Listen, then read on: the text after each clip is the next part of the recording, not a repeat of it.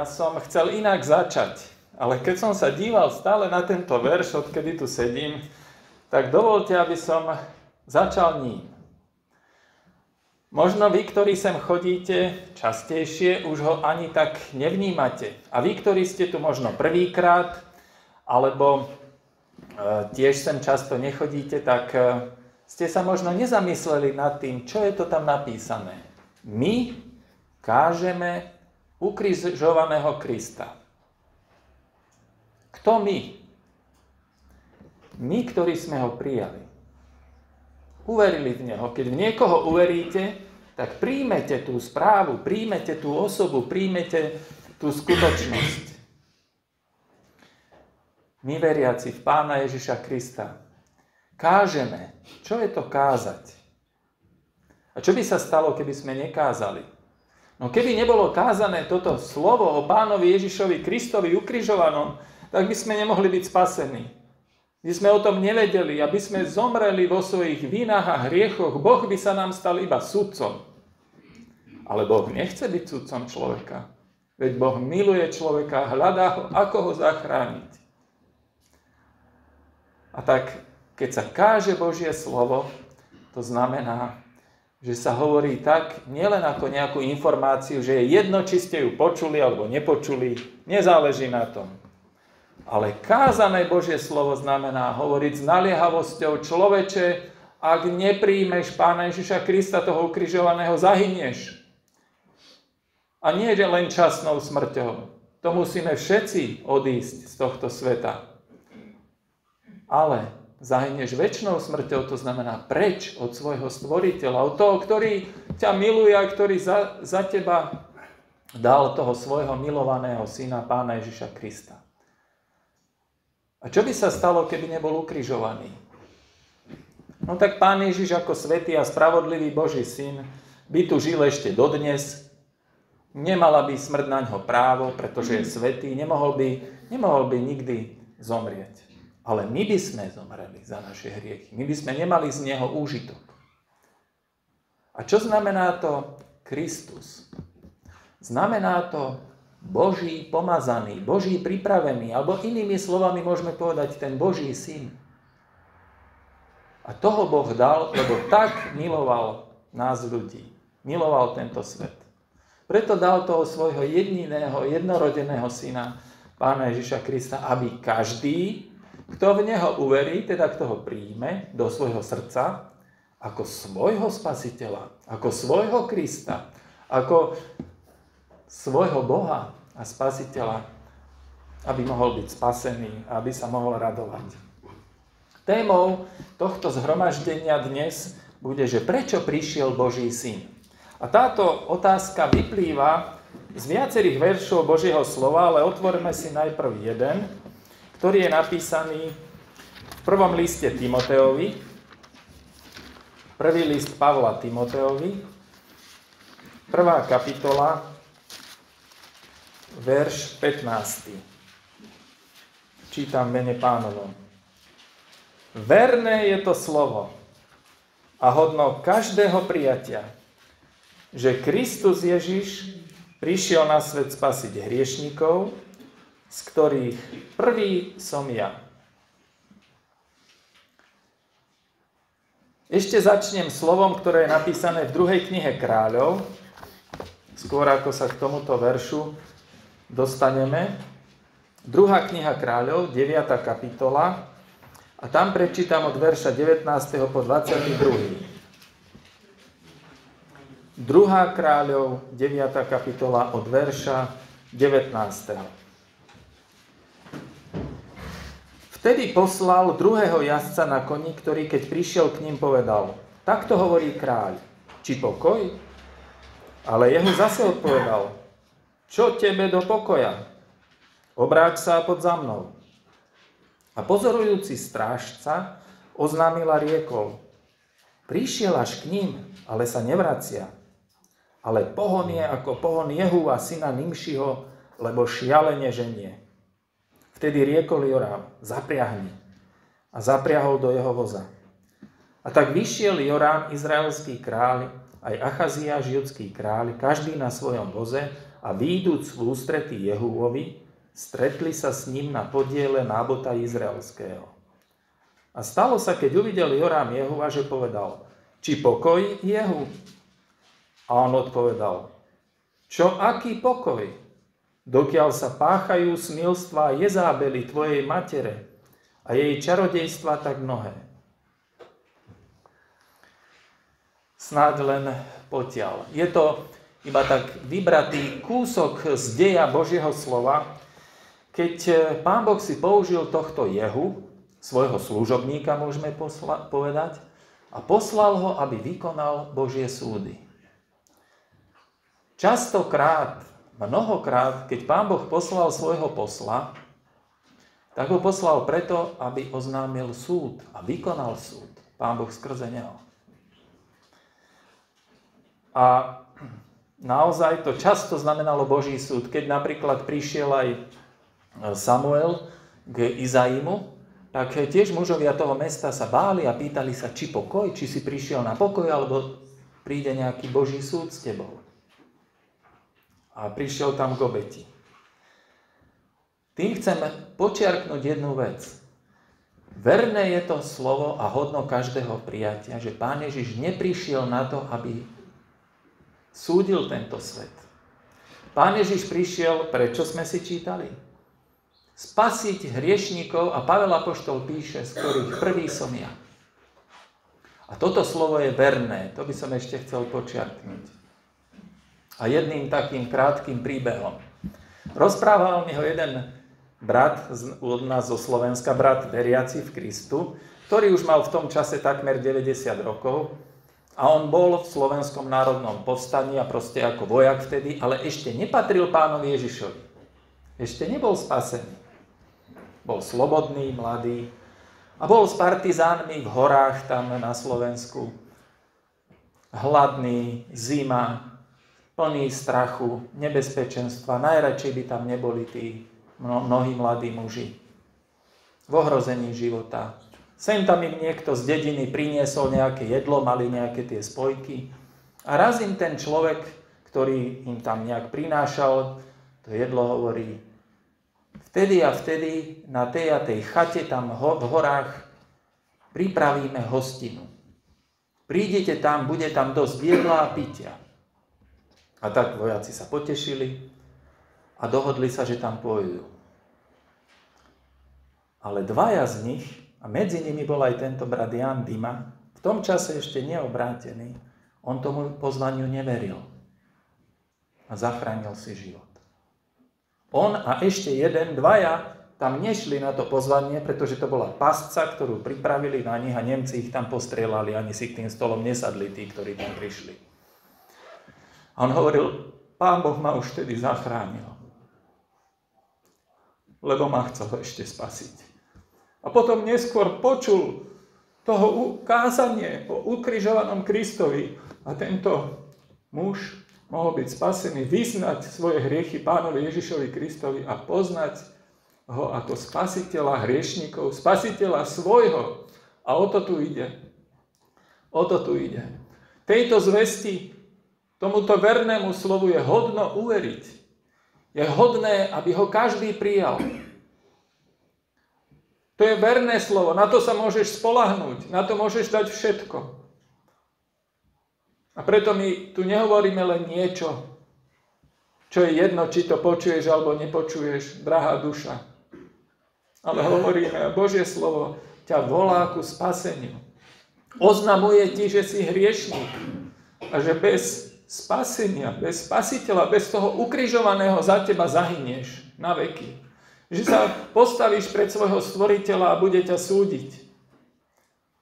A to nebude taký súd možno, ako si to my tu predstavujeme. Že človek si povie, Pán Boh bude vážiť skutky lepšie a horšie, ktoré som vykonal a keď to preváži to lepšie, tak snáď sa tam dostane. To nie je možné. Božie slovo hovorí, že všetci ľudia zhrešili a postrádajú slávy Božej. To znamená, nemajú na ňu nárok. Stratili ju. Už v raji sme ju my ľudia stratili. Už prví ľudia, Adam s Evou, keď zhrešili, odvtedy je hriech vo svete a vládne tu hriech. My sa už rodíme s tou schopnosťou alebo neschopnosťou žiť svätý život. My sa rodíme s neschopnosťou a neposlušnosťou voči Bohu. My sa rodíme s tým, že máme tú genetiku v sebe hriešnú.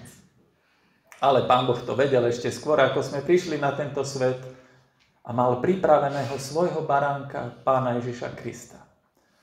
A mal ho pripraveného, keď on prišiel na svet, tak prišiel, aby spasil hriešnikov. Si hriešnik, milá duša? Si hriešnik? No Božie slovo hovorí, že nie je spravodlivého ani jedného. Že všetci zhrešili a postrádajú slávy Bože, že všetci si zaslúžime a zaslúžili by sme si, aby Syn Boží prišiel a odsúdil nás.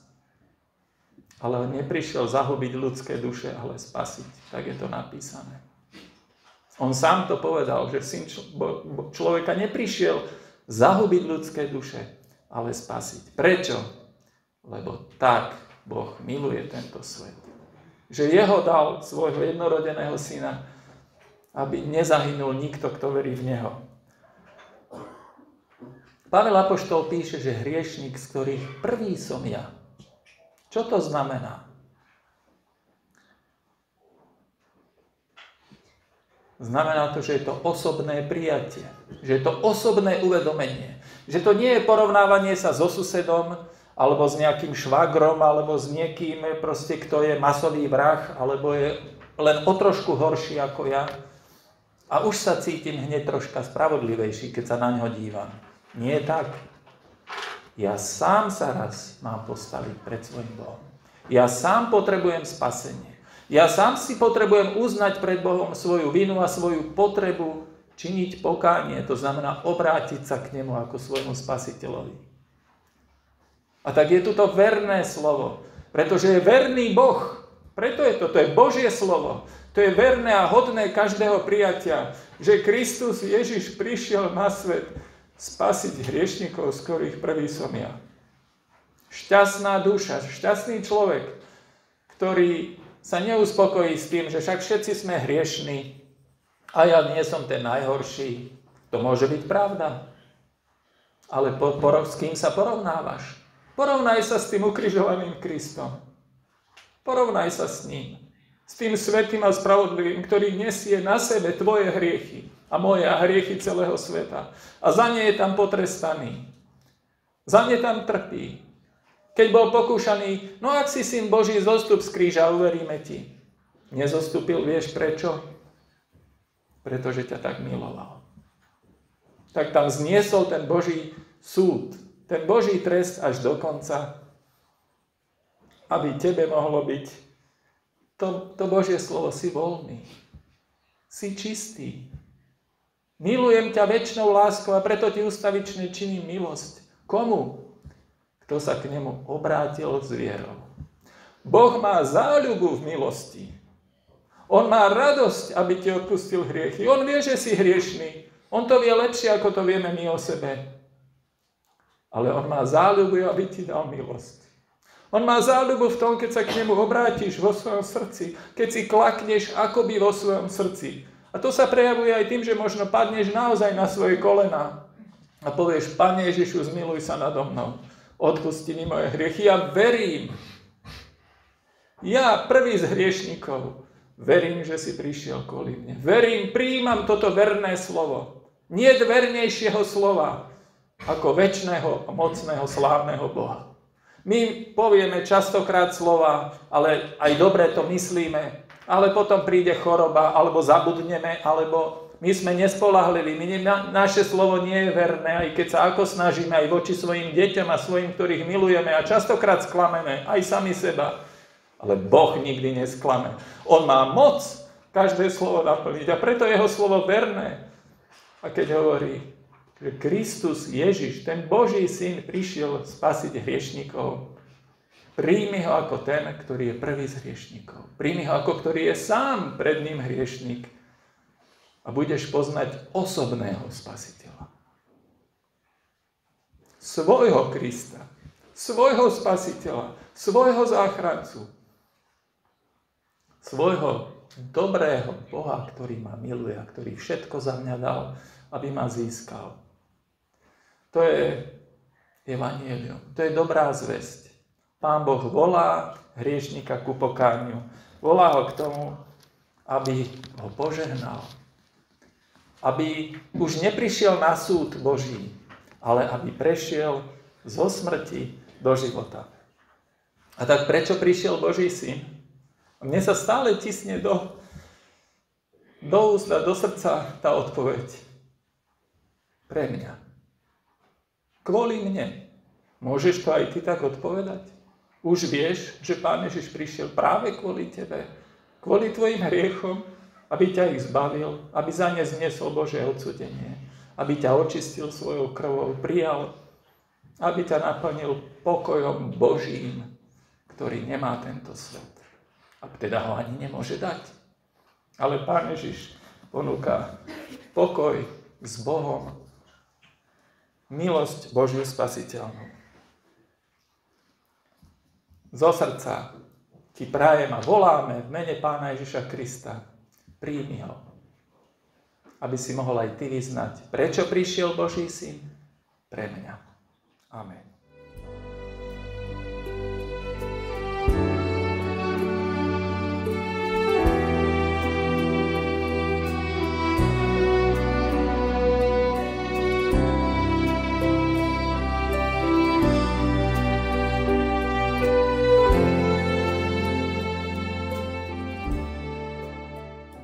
Drahí bratia, drahé sestry, ešte aj tak osobne chcem vás pozdraviť od bratov a sestier, od nás z Vranova, z východu, ktorí sa modlia. Celý rok sme sa modlili sme sa za toto zhromaždenie a teraz, keď aj som šiel, tak pozdravujú. Myslia na nás, mnohí písali ešte správy nám po ceste. A vieme, že nás Boh čuje, že odpovedá tým, ktorí sú jeho. Brat Pálko Majdlen, aj brat Pálko Ostroludský spomenuli jeden verš, ktorý ja som mal na mysli, že s tým začnem. Všetci ľudia zhrešili a postrádajú slávy Božej. Rozumiete tomu slovu postrádajú? Nemáme Božej slávy. Chýba nám. Čítame v Božom slove taký návod, prečo nás Boh stvoril. Stvoril nás na chválu jeho slávy. To je účel človeka. Keď urobím nejakú vec, má nejaký účel. Vyrobili toto, aby sa na tom hralo. Nie sadilo zemiaky s tým. A Pán Boh nás stvoril, aby my sme boli na chválu jeho slávy. A čítame v Božom slove verš, všetci ľudia, nie výnimky, všetci ľudia zhrešili a nemajú Božej slávy. Celý účel je ako keď do auta si posadíte zemiaky. Prečo prišiel Pán Ježiš? Prišiel zjaviť Božiu slávu. To je prvoradá vec. Prečo prišiel? Prišiel zjaviť Božiu slávu. A my sme tým predmetom. Nie tejto zemi zjaviť Božiu slávu, nie tým cestám, horám, lesom. Ľudia sú ten objekt, ktorý prišiel zjaviť svoju slávu. Ale vieme, čo by sa stalo, ak by Boh zjavil svoju slávu. Všetci by sme zomreli. V tom momente, keď by Boh sa tu zjavil, všetci zomrieme. V jednom momente. Čítame aj v Božom slove, keď Mojžiš hovorí na vrchu Hospodinu, ukáž mi svoju slávu. A Hospodin mu hovorí, keby som sa ti ukázal, v momente zomrieš od mojej slávy.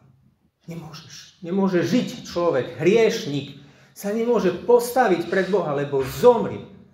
My, ktorí sme boli stvorení na jeho slávu, sme stratili jeho slávu. Sme odišli pre hriech, pre pád. postrádame jeho slávy, preto zomierame, preto končíme. Preto absolútne aj naša myseľ sa vzdialila Bohu a ideme tam, kde nás vedie Satan.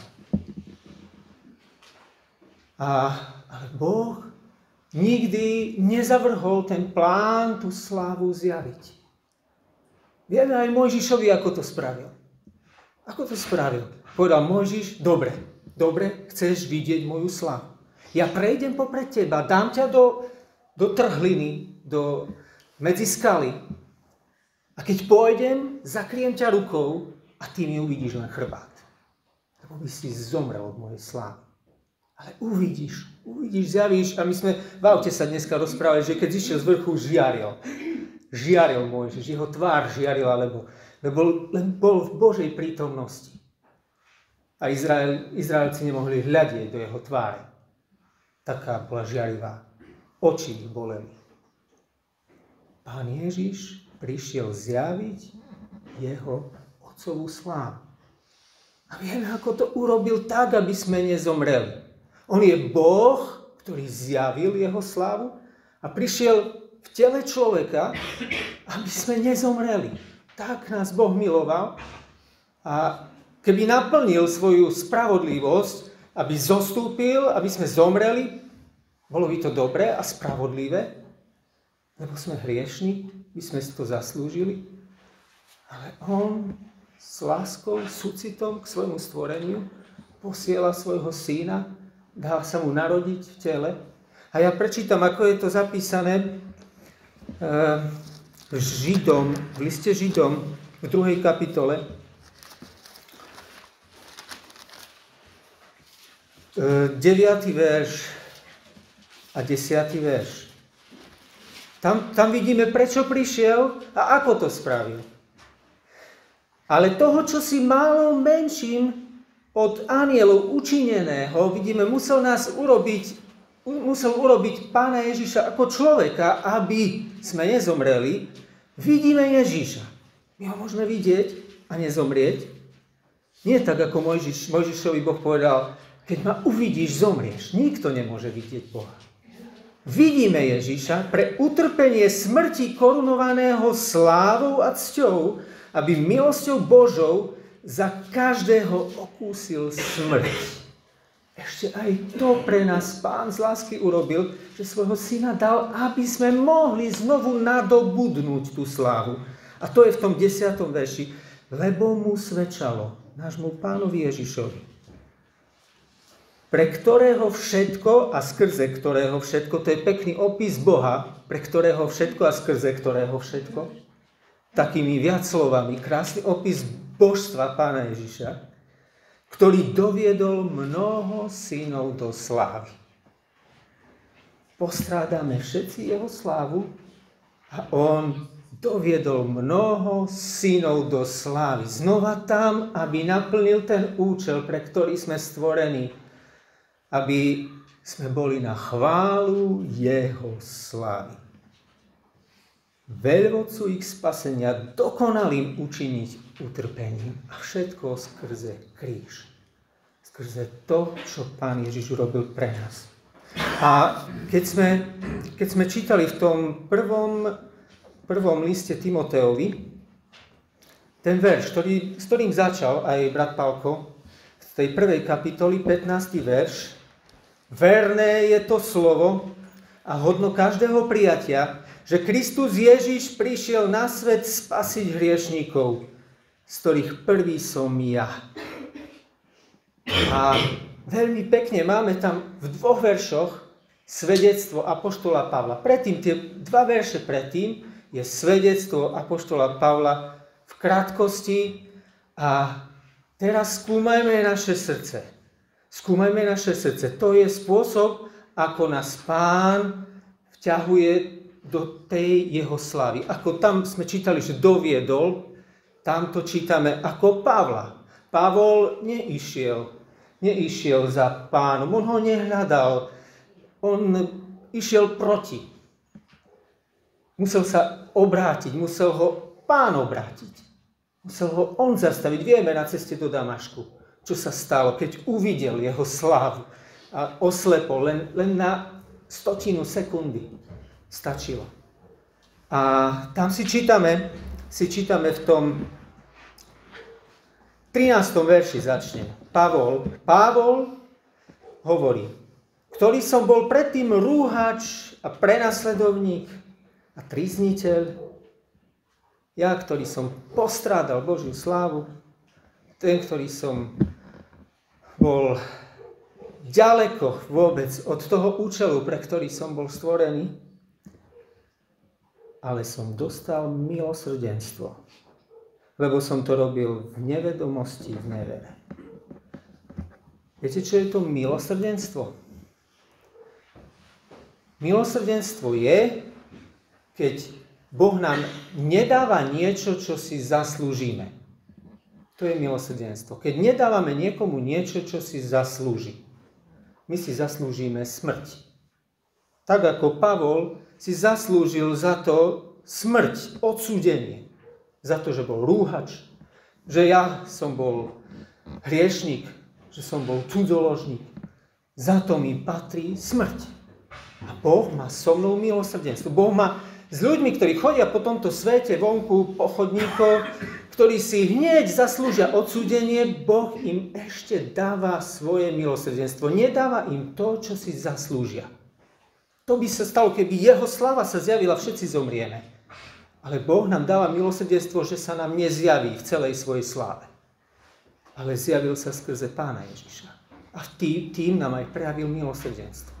Aj tým, že Pán Ježiš zomrel na kríži, na mieste našom, aby my sme nemuseli zomrieť za náš hriech a mohli žiť. To je milosrdenstvo. Milosrdenstvo je, že nám nedáva to, čo si zaslúžime. Že žijeme, aj keď sme mali zomrieť. A potom hovorí svedectvo, pokračuje ďalej, ale sa preveľmi rozmnožila milosť nášho Pána s vierou a láskou, ktorá je v Kristu Ježišovi. Milosť. Najprv musí prísť milosrdenstvo. Že nám nedá to, čo si zaslúžime, a potom nám dá to, čo si nezaslúžime.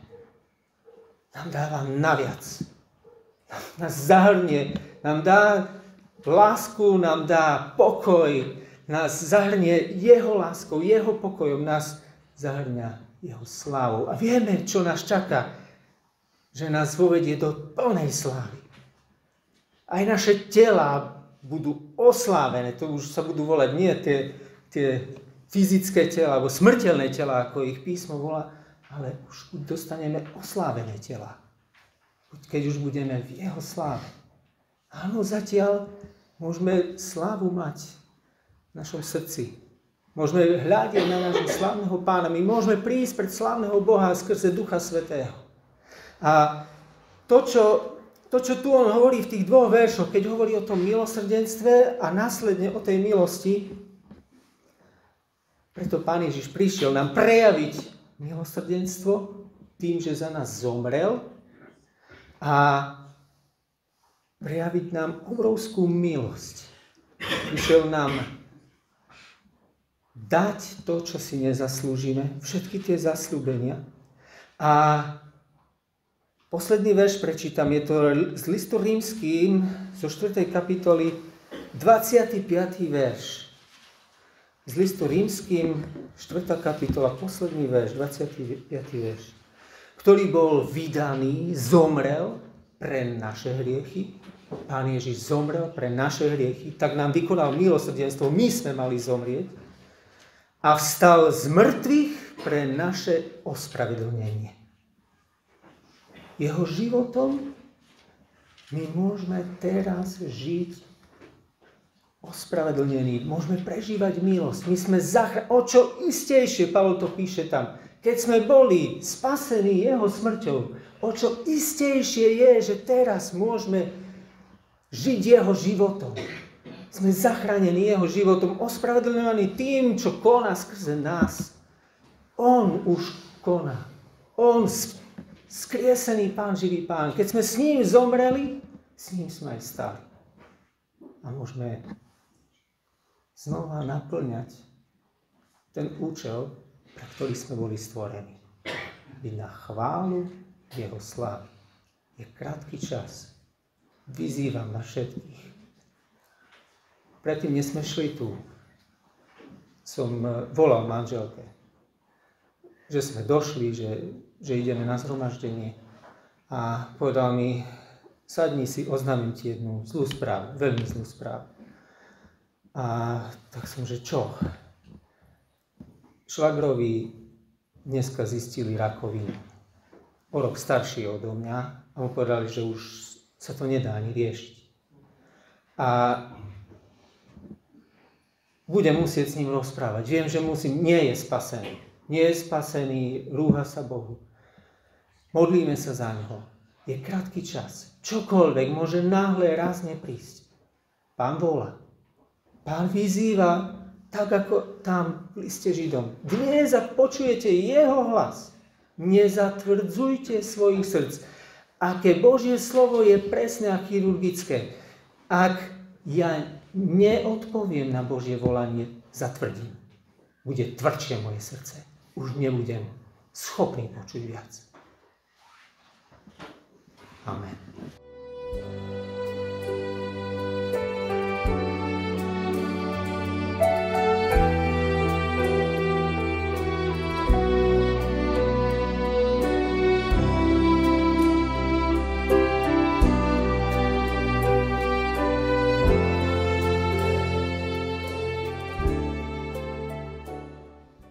Milí bratia a sestry a milí, na Slovensku hovoríme poslucháči, priatelia a ja chcem dnes použiť slovičko diváci.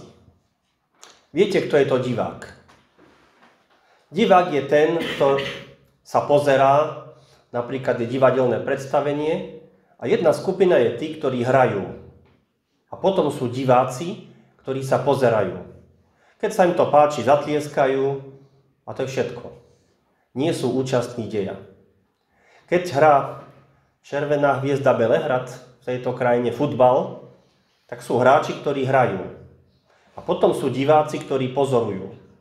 Povedia, dobre sa hrá, pochvália ten tým, alebo začnú pískať, keď sa nedarí, ale sú len diváci. Nie sú účastní deja, len z diaľky pozorujú, pochvália, pokritizujú a to je všetko. A dnes v zmysle slov, ktoré sme od bratov počuli, a ja sa k tým veršom vrátim, chcem hovoriť o tom, že sú aj v Božích veciach dve skupiny ľudí. Sú tí, ktorí sú diváci. Deti pozorujú, ako ich rodičia žijú život viery, pozorujú, že tí rodičia sú trošku iní ako tí ďalší vo svete, pozorujú zhromaždení bratov, sestry, pozorujú ostatných v dedine, v obci, v meste, sa poznajú ľudia a tak vidia, že tento človek je nejaký iný, pozorujeme ho, tento môj starky, starka, ale stále je to len pozorovanie. Divák vidí aj chyby na tých druhých, povie, toto je kresťan, tak takto by sa nemal správať, mal by byť iný. Viete, divák to vidí a veľmi rýchlo poukáže na chybu, ale stále je divák. On je na boku. On tam nepatrí. Keď bol jeden Boží muž, nebol to Boží muž, bol to Balám, ktorý mal prekliať Boží ľud. Jeden kráľ mu povie, ja ti zaplatím, ale pôjdeš na ten vrch, tam sa pozrieš na ten Boží ľud a preklaješ mi ho. A on hovorí, nemohol, nemôžem.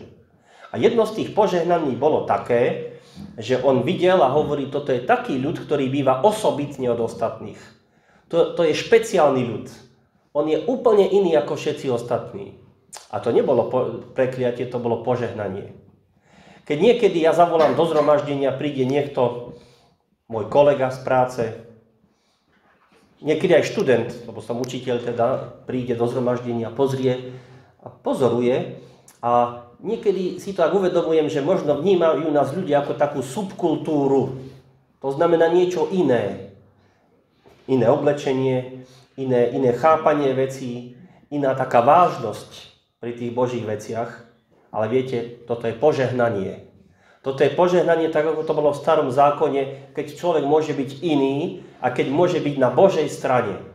Keď môže byť súčasťou deja. Kde ten veršík v Božom slove nám hovorí o tom, a môžem ho prečítať, lebo z neho vlastne vychádzam, to o tých divákoch, to je aj v Biblii napísané, to nie je len tak. A v prvej knihe Paralipomenon v starom zákone je jeden príbeh a ja prečítam z neho len jeden verš, je to 15. kapitola, 29. verš. Prvá Paralipomenon, kapitola 15, verš 29. A tu sú dve skupiny ľudí. A čítame si o nich toto slovo. A stalo sa, keď prišla truhla zmluvy Hospodinovej až po mesto Dávidovo, že Míchal, dcéra Saulova, hľadela z okna. Divák. Hľadela z okna. A keď videla kráľa Dávida, že poskakuje a plesá pohrdlaním vo svojom srdci. Čo sa dialo? Boli dve skupiny ľudí v národe. Jedni boli tí, ktorí už možno aj na tú dobu nezvyčajným spôsobom a na našu dobu ešte nezvyčajnejším spôsobom robili niečo, čo bolo Bohu milé. Truhla Božia mala ísť, to bol znak Božej prítomnosti, išla na správne miesto. A teraz Dávid, kráľ a veľká časť národa, speváci a nosiči, ktorí tú truhlu niesli, išli, radovali sa a vyjadrili tú radosť takým spontánnym spôsobom.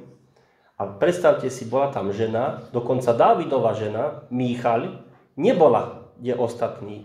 Bola na boku, bola v okne a viete, z okna sa dá veľa vidieť a hlavne na slovenských dedinách je to tak, že mnohí pozorujú z okna, čo sa deje a všetko vedia, čo sa deje. Kritizujú, porozprávajú a táto Míchal bola v okne, bola na boku, bola mimo Božieho požehnania a tak to bolo zlé. A Dávidovi hovorí, no ty si sa teraz krásne ukázal pohrdlaním vo svojom srdci. Nepridala sa tam. Pán Boh, a teraz ideme ďalej k tomu predmetu, Pán Boh je ten, ktorý tiež pozoroval z neba, čo sa to tu deje na zemi. On videl, čo bolo povedané, lebo nie je to rozdielu, všetci zhrešili a postradajú slávy Božej. Pán Boh videl, že na zemi je zlé. A Pán Boh vedel, že ako sudca spravodlivý bude musieť toto zlé súdiť.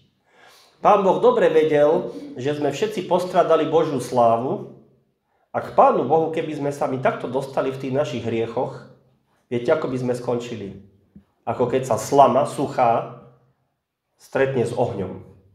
Neobstojí. Takto človek hriešnik by bol pred Pánom Bohom, zle by bolo. Všetci odsúdení a spravodlivo. Lebo nie je to rozdielu, všetci zhrešili a postradajú slávy Božej. Pán Boh to dobre vedel a preto nezostal Pán Boh len pozorovateľ, ako tí ľudia niektorí pozorujú, no a povedia, no tak im treba a podobne. Ale Pán Boh sa stal aktívny a z pozorovateľa sa stal ten, ktorý vstúpil do tohto sveta. A to je téma, prečo prišiel Pán Ježiš. Preto prišiel, aby sa nemusel stať Boh len sudcom, ale mohol sa stať spasiteľom. A tak si čítame neskôr v Novom zákone to slovíčko, keď sa zjavil anjel Jozefovi a povedal mu, že a porodí tá Mária, ktorú si ty sa nemáš zobrať za ženu, porodí syna a nazveš jeho meno Ježiš. Lebo on zachráni svoj ľud od ich hriechov. A tak Pán Boh už nie je ďaleký, Pán Boh nie je len pozorovateľ, divák, ale Pán Boh prichádza osobne v osobe Pána Ježiša, príjma ľudské telo a Pán Boh prichádza sem medzi nás, aby sa stal našim spasiteľom a záchrancom. Od čoho? Od našich hriechov. A apoštol Pavol, ten veršik, ktorý bol prvý čítaný, hovorí, že Kristus Ježiš prišiel na svet spasiť hriešnikov, z ktorých prvým som ja. Apoštol Pavol je ten, ktorý najprv tiež pozoruje, je divák. A vidí, že je tu nejaká nová skupina, ktorá predtým tu nebola. Poznal Židov, farizeov, zákonníkov, tí tu už dávno boli. A teraz nejaká nová cesta sem prišla a začína tu hovoriť o nejakom Kristovi. Stále Krista spomínajú, preto ich aj nazvali kresťania ako Kristovci. To bola nadávka, alebo to bolo také pomenovanie to nebola chvála. To bolo hanlivé pomenovanie, že on je kresťan, lebo stále len o tom Kristovi hovorí. A tak Pavol pozoruje, alebo ešte sa vtedy Saul skôr bol známy, pozoruje, sleduje, nepáči sa mu to.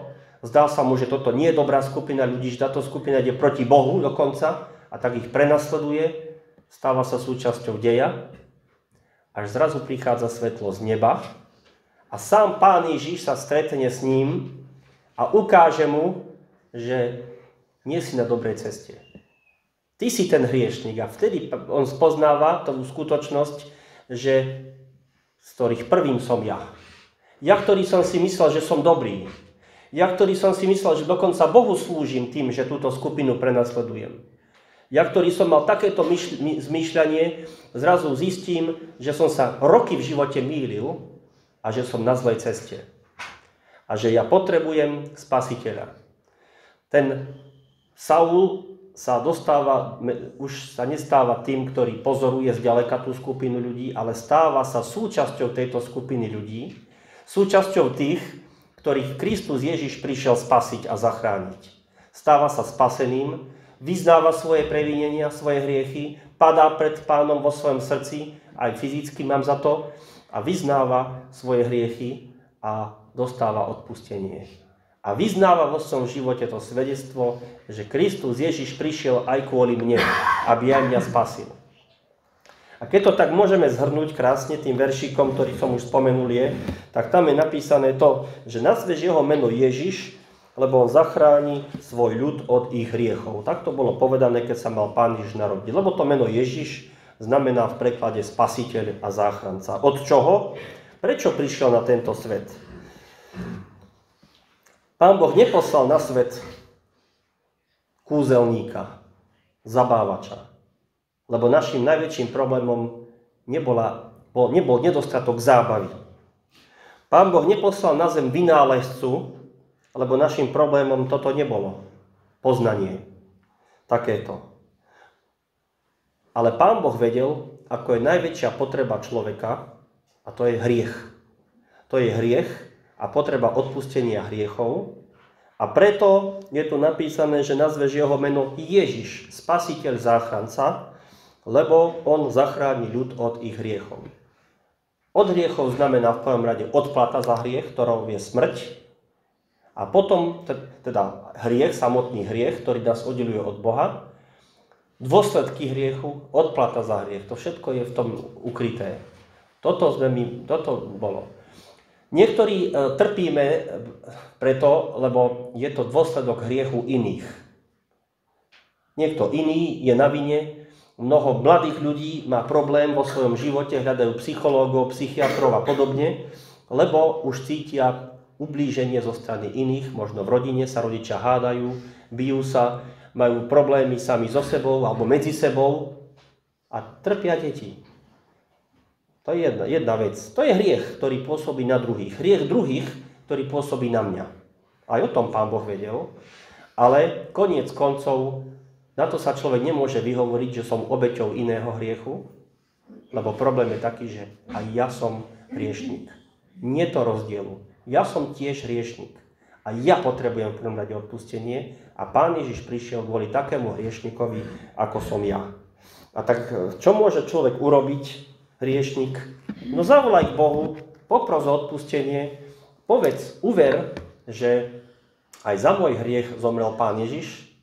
A kto uverí, kto urobí pokánie a uverí, bude spasený, bude zachránený. Toto je správa zvesť Evanjelia, ktorú radi hovoríme, sme radi, že sme mohli prísť medzi vás aj dnes túto správu odovzdať a pripomenúť, že je málo byť divákom, málo byť pozorovateľom, je málo chodiť do zhromaždenia, počúvať, možno sa nám to aj môže páčiť, možno sa nám niektoré veci nezdajú, ale môže sa páčiť, že áno, je to pravda, dobré je to slovo, páči sa mi, je na tom určite pravda, ale stále človek je ešte len divák, je pozorovateľ a to je málo. Stále je vonku, stále pozerá zvonku, nie je súčasťou toho deja. Stále len divák.